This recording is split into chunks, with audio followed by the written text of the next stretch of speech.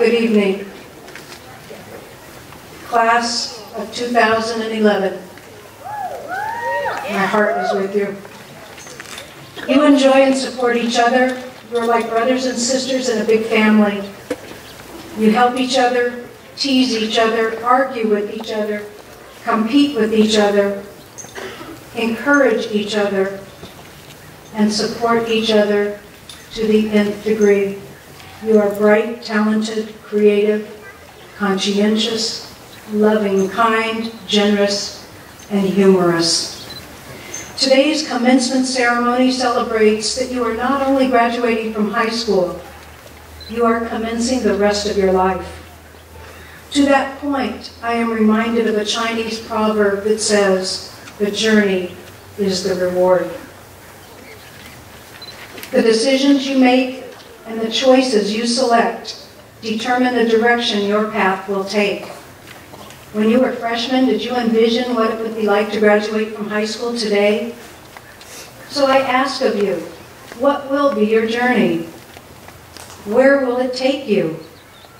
What will you look like, act like, think like when you're age 25, 30, 40, 60?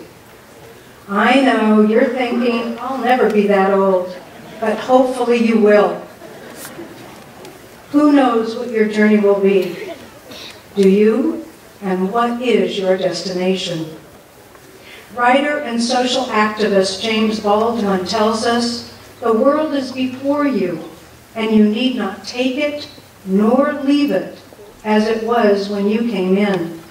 And certainly this is true, according to theoretical physicist Michio Kaku, a professor and researcher at the City College of New York, who points out that many of the things that were once the domain of science fiction are already here, or well on their way.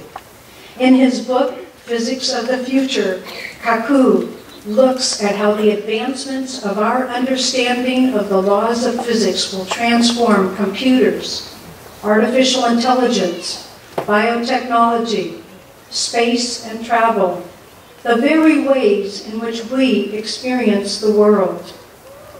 Just look at things that have taken place.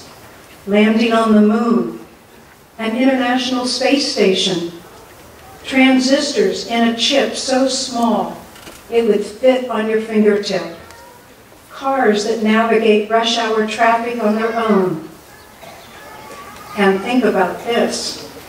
The internet will be everywhere, including on your contact lenses. When you blink, you will go online. Yes, life is a journey, and in Robert Frost's poem, The Road Not Taken, we are reminded, two roads diverged in a wood, and I took the one less traveled by, and that has made all the difference. So, class of 2011, celebrate the journey, and along the way, don't stop believing.